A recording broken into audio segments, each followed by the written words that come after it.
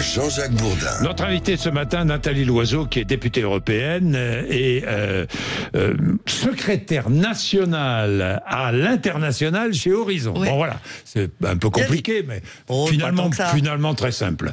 Bien, Nathalie Loiseau, je ne vais pas vous parler d'Édouard Philippe, mais je vais vous parler de la guerre entre Israël et l'Iran, entre Israël et l'Iran. L'Europe enfin, je dirais. Pourquoi ? Parce qu'à Genève, rencontre ce matin entre les ministres des Affaires étrangères français, allemand et britannique et le ministre iranien des Affaires étrangères. Le chef de la diplomatie, la chef de la diplomatie européenne, Kaja Kallas, sera aussi présente. Nathalie Loiseau, c'est le premier rendez-vous diplomatique depuis le début de la guerre entre Israël et l'Iran. Pourquoi est-il si important ce rendez-vous ? Ce rendez-vous est essentiel parce que on en est là aujourd'hui, parce qu'au départ, évidemment, l'Iran enrichit de l'uranium très au-delà des limites autorisées et très au-delà d'un usage civil. Tout le monde le comprend.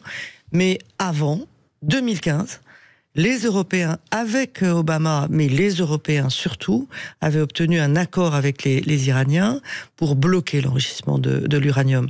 Et cet accord, qui était ferme, les Français étaient d'ailleurs à la pointe de l'épée, comme on a dit à l'époque, pour obtenir un accord très ferme vis-à-vis de l'Iran, il a été déchiré par qui ? Par Donald Trump, pendant son premier mandat. Oui. Et c'est à partir de là, à partir du moment où les États-Unis de Donald Trump ont dit on ne respecte plus cet accord nucléaire, que les Iraniens se sont mis à enrichir de l'uranium jusqu'à 60% aujourd'hui. Il n'y a aucun pays qui enrichit de l'uranium à 60% pour un usage purement civil. Tous ceux qui sont allés dans cette direction-là se sont dotés de l'arme nucléaire ensuite. Donc pour vous, c'est clair, le premier responsable de la situation actuelle, c'est Donald Trump ? C'est l'Iran aussi, évidemment. C'est l'Iran des mollahs. Parce que quand même. 79, l'ayatollah Khomeini revient de France et prend le pouvoir à Téhéran.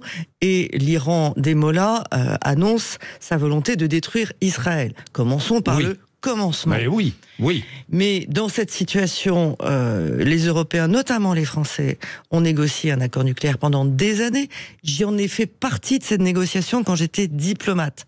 10 ans pour aboutir à l'accord de Vienne de 2015, et on y était parvenu. L'AIEA, donc l'Agence internationale de l'énergie atomique, était présente en Iran, elle l'est toujours d'ailleurs, et surveillait les sites nucléaires iraniens.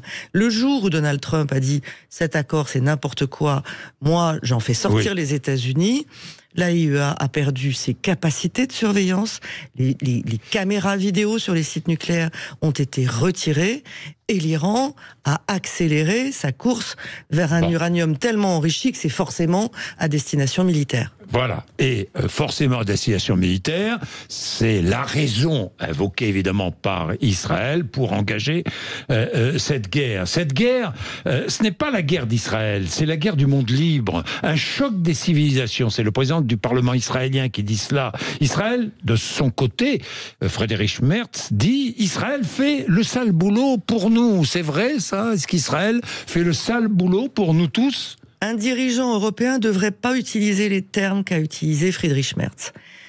Tout le monde, tous les gens sensés, veulent ralentir le programme nucléaire iranien et convaincre les Iraniens, y compris par une pression maximale, d'arrêter ce programme et de ne pas aller vers une bombe iranienne.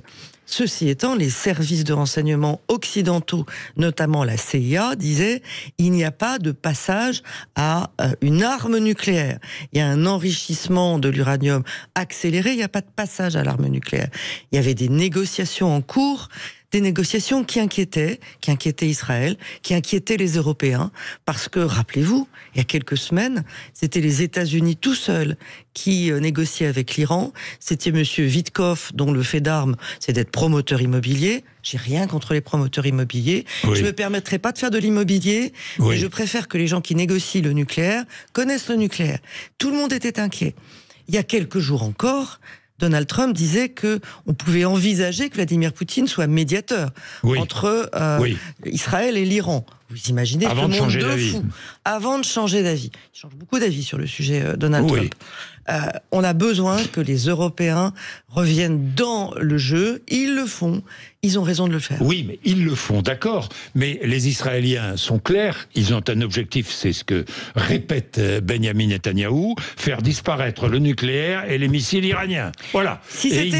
Et nous irons jusqu'au bout, dit Netanyahou. Alors, il y a plusieurs choses qui ne sont pas claires. Est-ce qu'Israël viole le droit international? Oui, et l'Iran aussi.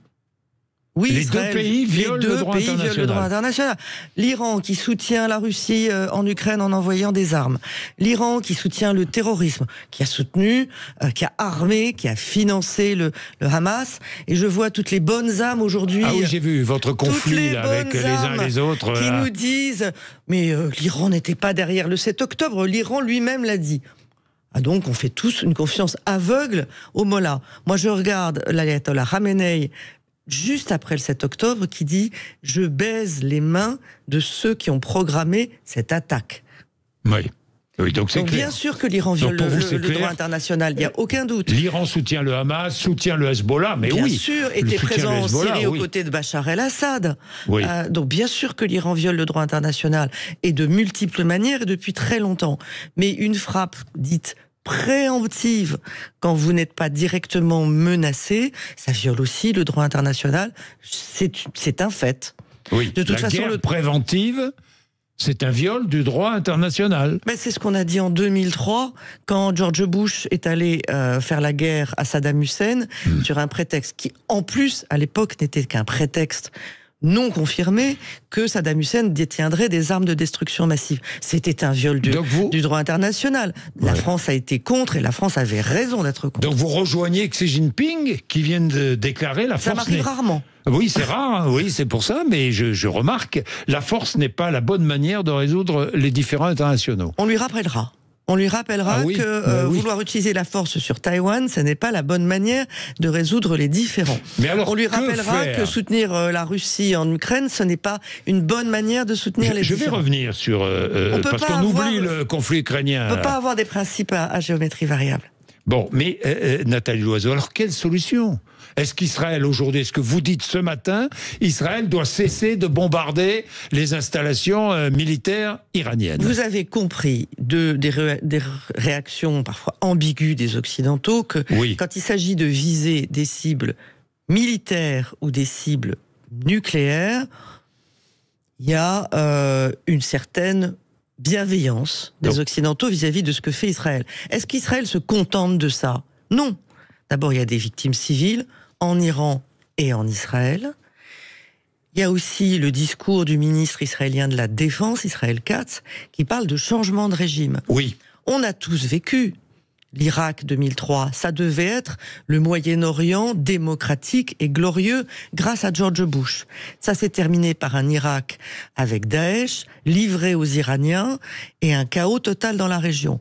On a vécu la Libye en 2011. Il fallait faire tomber le tyran Kadhafi, après l'avoir accueilli en visite officielle à Paris, parce qu'il y avait un risque de massacre à Benghazi. Qu'est-ce qui s'est passé depuis? La démocratie en Libye? Un chaos total, des milices qui se tirent les unes sur les autres, et une immigration massive vers l'Europe organisée depuis la Libye. On devrait tous être vaccinés sur l'idée qu'on fait un changement de régime depuis l'extérieur. D'ailleurs, les Iraniens, les plus hostiles au régime des mollahs, ceux avec lesquels on est totalement d'accord, nous disent « mais laissez-nous nous occuper de nos affaires intérieures. On n'a pas besoin qu'un pays extérieur essaye de faire un changement de régime. » Pour mettre qui? Mais alors, donc vous jetez un doute réel sur l'attitude et le comportement de Benyamin Netanyahou. Lundi, à votre place, Clémentine Autain était là et a fait une déclaration qui a fait énormément de bruit. Israël est une menace pour le monde. C'est ce que disait Clémentine Autain. Oui, mais écoutez, à l'extrême gauche, on a tendance à trouver que la terre entière a tous les droits, que tout le monde est une victime, sauf quand on est juif et sauf quand on est Israël. Israël a le droit de se défendre. Aujourd'hui, Israël est attaqué, reçoit des missiles. J'ai des amis Israël qui sont dans les... se défend en bombardant l'Iran? Alors, une frappe préemptive, c'est pas de la défense, c'est de l'attaque. Oui. C'est de l'attaque. entre nous, Jean-Jacques Bourdin, le droit international, il est mort en 2003. C'est bien de s'y référer, mais c'est bien de se rappeler qu'en envahissant l'Irak en 2003, les Américains ont porté un coup fatal au droit international. J'ai une question à vous poser, Nathalie Loiseau, parce que personne ne la pose. Est-ce que la principale menace existentielle pour l'Europe, c'est l'Iran ou la Russie? Les deux, mon général. Oui. C'est d'abord la Russie, parce qu'il y a un projet russe, clairement établi, clairement exprimé par Vladimir Poutine dans de nombreux discours, dans de nombreux écrits, de s'en prendre aux démocraties en général et à celles qui se trouvent en Europe en priorité. Et si on n'a pas compris que l'Ukraine, c'est le début de l'impérialisme russe, ça a commencé avec la Géorgie, ça a commencé avec la Crimée et le Donbass, ça s'est poursuivi de manière atroce depuis 3 ans en Ukraine, mais ça n'a pas ôté l'appétit de Vladimir Poutine pour des guerres impérialistes, pour une soi-disant grandeur de la Russie. Grandeur de la Russie sur laquelle je voudrais revenir une seconde. Le forum de Saint-Pétersbourg se tient en ce moment, c'est ce qu'on appelle le Davos russe, avec un petit peu de prétention. Le ministre du développement économique russe, quelqu'un qui porte une parole officielle russe, a annoncé hier que la Russie entrait en récession. En récession, oui. Ce qu'on dit depuis longtemps. Pas moi, des experts financiers, des experts économiques, qui disent 2e semestre 2025, pour la Russie, ça va devenir extraordinairement compliqué de poursuivre la guerre en Ukraine pour des raisons économiques. Est en train, semble-t-il, de se confirmer, sauf si Donald Trump, qui rêve que d'une chose, c'est de faire du business avec Vladimir Poutine, lève les sanctions. Oui, mais alors, Donald Trump, curieux Donald Trump. L'Ukraine est agressée. L'Ukraine est agressée. Donald Trump ne soutient plus l'Ukraine. Israël est agressé, se défend, et là, Donald Trump soutient Israël. Donald Trump soutient Israël et en même temps, dans sa base électorale, dans son entourage, il y a une division comme on n'avait jamais vu jusqu'à présent. Alors d'abord, un mot sur l'Ukraine. Vous avez vu que le sénateur républicain Lindsey Graham avait préparé un nouveau train de sanctions vis-à-vis de la Russie. Il avait le soutien de 80 membres du Sénat. Et il vient d'annoncer qu'il suspendait l'examen de cette loi de sanctions à cause de la situation en Iran. Quel rapport? Mais pourquoi? À la demande de Donald Trump. Mais pourquoi? Comment comprendre cette attitude, ce comportement de Donald Trump vis-à-vis des Russes? Comprendre Donald Trump tout court, c'est quand même pas tout à fait simple. Non mais d'accord, mais là... En fait, l'Ukraine le dérange. La guerre en Ukraine le dérange parce qu'elle l'empêche de reprendre des relations économiques avec la Russie. On sait que Donald Trump est intéressé par les deals financiers, rapides, de court terme. Et il est aussi persuadé qu'il va décoller la Russie de la Chine, ce qui est une vue de l'esprit, ça n'existe pas. Mais l'Ukraine, il voudrait que ça se termine le plus vite possible pour pouvoir dire... C'est fini, on lève les sanctions et on fait du business avec Moscou. C'est ça le driver de Donald Trump. Mais ce qui se passe aujourd'hui avec l'attaque israélienne et la réplique iranienne, avec la crainte que beaucoup ont que l'Iran utilise les armes des faibles, c'est-à-dire le terrorisme ou bloquer le détroit d'Ormuz. Qu'est-ce qui se passe aujourd'hui? Le pétrole remonte. Qui s'en frotte les mains? Vladimir Poutine. Oui, évidemment. Pourquoi est-ce que les frappes israéliennes sont ciblées en Iran et pas ciblées du tout sur Gaza? Vous me citez, parce que j'ai posé la question. Vous avez posé la question. C'est une question de fond. Pourquoi est-ce que on est capable d'aller chercher un dirigeant des gardiens de la Révolution dans sa chambre à coucher, quasiment dans son lit, en ne touchant pas le reste de l'immeuble? Et pourquoi il y a des dizaines de milliers de morts à Gaza? Je ne sais pas combien, parce que les chiffres du Hamas sont les chiffres du Hamas. Vous pensez? Vous posez la question, mais vous avez la réponse ou pas? Non, j'ai pas la réponse. Mais ce qui se passe à Gaza est une... Mais si vous posez la question, c'est que vous vous interrogez sur le but de M. Netanyahou. J'entends des ministres du gouvernement Netanyahou, et pas les moindres, Smotrich, Ben Gvir, qui sont des ministres de l'extrême droite israélienne, dire qu'ils veulent vider la bande de Gaza des Palestiniens, dire que il y a plus de solution à 2 États, encourager la colonisation en Cisjordanie, donc encourager ce qui ressemble à un nettoyage ethnique On n'est plus dans les frappes ciblées. Est-ce que depuis que Israël a rompu le cessez-le-feu avec le Hamas au mois de mars, est-ce que des otages ont été libérés vivants? Non. Est-ce que le Hamas est démantelé? Non. À chaque fois qu'on nous annonce la mort d'un chef du Hamas, un autre vient à sa place. Est-ce que les générations de Palestiniens qui grandissent dans la bande de Gaza vont avoir envie d'une coexistence pacifique avec Israël? Il va falloir une génération pour réparer tout ça. Nathalie Loiseau, j'ai vu votre querelle sur les réseaux sociaux avec Aymeric Caron à propos, oui. Non, vous avez vu Aymeric Caron m'insulter. Moi, je ne vais pas m'abaisser. Moi, je ne vais pas m'abaisser. Oui, le régime le plus dangereux dans le monde est Israël qui détient illégalement l'arme nucléaire, dit Aymeric Caron. Écoutez, il dit beaucoup de bêtises, Aymeric Caron. Il m'accuse de partialité. Je pense que quand vous m'avez entendu parler de Gaza, quand vous m'avez entendu parler de droit international, j'essaye, dans ce monde devenu fou, dans ce pays, la France, où il n'y a plus de consensus sur la politique étrangère, où chacun est persuadé qu'il faut soutenir un camp. Oui. Moi, je pleure autant une victime israélienne qu'une victime iranienne ou une victime palestinienne. J'ai pas besoin de soutenir un camp. Vous êtes presque comme Dominique de Villepin. Je crois pas. Ah bon? Je crois pas, même si je le connais depuis longtemps. Oui. Mais il y a des Vous avez vu sa popularité qui est en train de grimper. Les Français aiment le verbe haut, bien sûr. Et moi, je garde une fidélité à Dominique de Villepin parce que je le connais depuis 1986. Je sais que vous le connaissez, mais c'est pour ça que je vous en parle. Il a des fulgurances. Ça a été l'homme du non à la guerre en Irak. Il se trompe aujourd'hui. Et j'ai été extraordinairement fière. Non, j'ai l'impression qu'il a une espèce de détestation de nous-mêmes, de l'Occident, de ce que nous sommes. Je l'ai pas beaucoup entendu dénoncer l'agression russe en Ukraine. Ça m'a peiné. Je l'ai entendu parler beaucoup contre Israël. Moi, je fais la différence entre Benyamin Netanyahou, que je pense dangereux, y compris pour la sécurité d'Israël, et le peuple israélien. Je ne supporte pas tous ceux, y compris dans notre classe politique, c'est pas le cas de Dominique de Villepin, mais que je n'entends pas parler du droit d'Israël à exister et à vivre en paix. Et en sécurité. Nathalie Loiseau, l'Assemblée nationale ouvre une commission d'enquête sur les liens entre LFI et l'islamisme. Est-ce que vous demandez... Entre les partis politiques et l'islamisme radical, mais de vous-même, vous avez trouvé que peut-être LFI serait au menu. C'était au menu, oui. Évidemment, personne ne le dit, mais ouvertement, c'est au menu. Est-ce que vous demandez l'ouverture d'une commission d'enquête sur les liens entre le RN et le régime de Vladimir Poutine? Écoutez, il y a eu une commission d'enquête sur les ingérences étrangères, vous vous en souvenez, elle était même présidée par Jean-Philippe Tanguy, député du RN, qui espérait blanchir le RN de ses liens avec la Russie.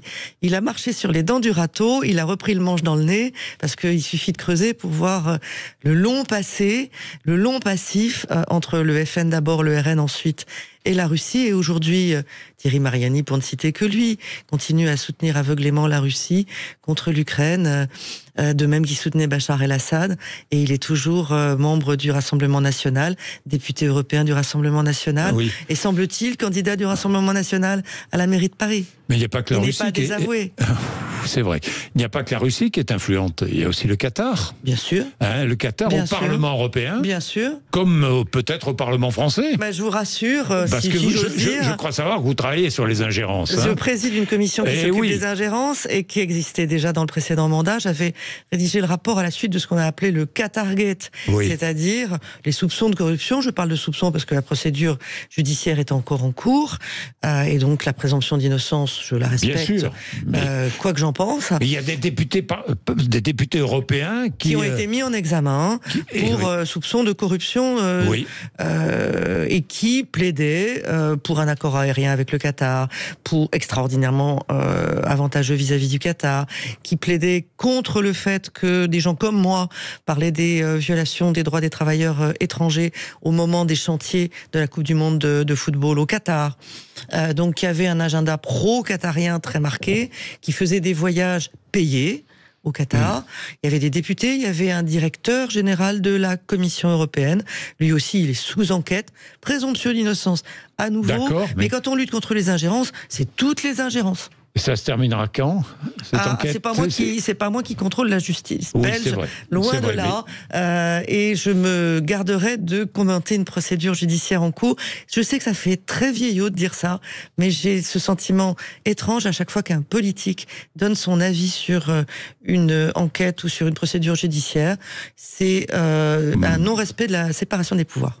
Nathalie Loiseau, Jordan Bardella a choisi un partisan du Frexit comme conseiller économique. Charles-Henri Gallois, ancien proche d'Asselineau, de François Asselineau et de Florian Philippot. Et résolument pro-russe. Est-ce un signe? Et résolument pro-russe. C'est un signe que derrière les ravalements de façade, l'arrière-boutique du RN ne change pas.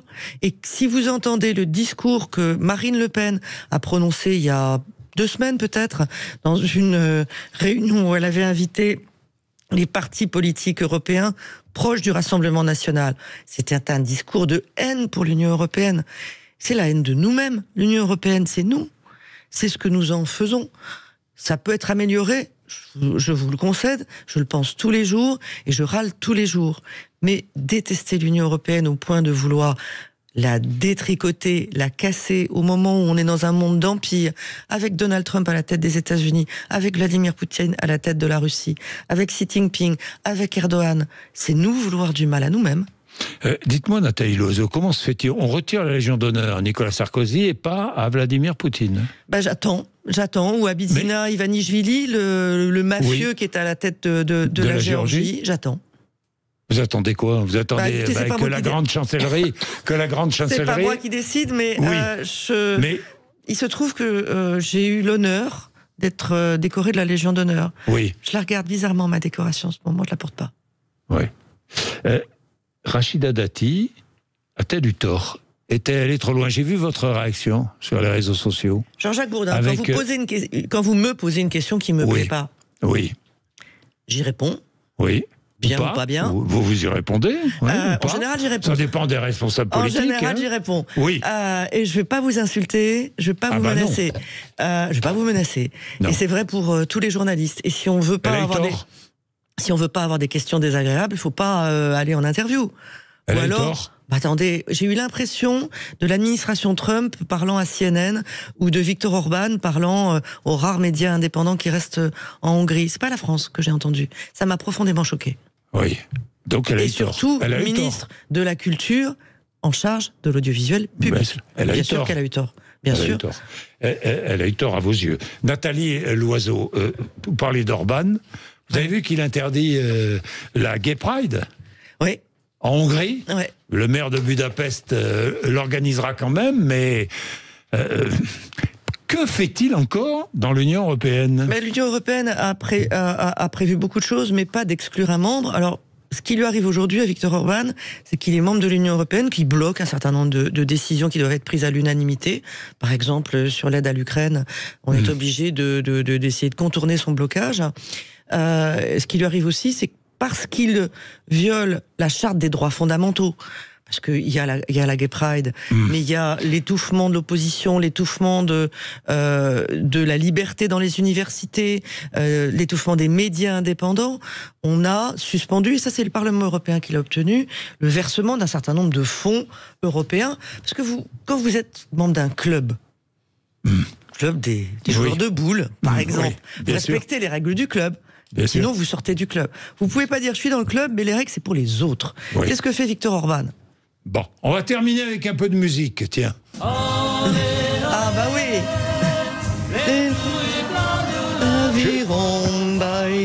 Non, alors là, moi, je suis désolé. Nathalie Loiseau va chanter parce que Bayonnaise. Bayonnaise. J'ai annulé un dîner ce soir parce qu'il faut que je sois devant ma télé, moi. C'est pas possible. Et voilà. Ce soir, le rugby et Bayonne, là, c'est. Ce soir, je travaille pas, je l'avoue. C'est Bayonne, Stade Toulousain, évidemment, demi-finale du top 14 de rugby. Merci beaucoup, Nathalie Loiseau, d'être venue nous voir ce matin sur l'antenne de Sud Radio. Ça tombait bien. Il est 8h58.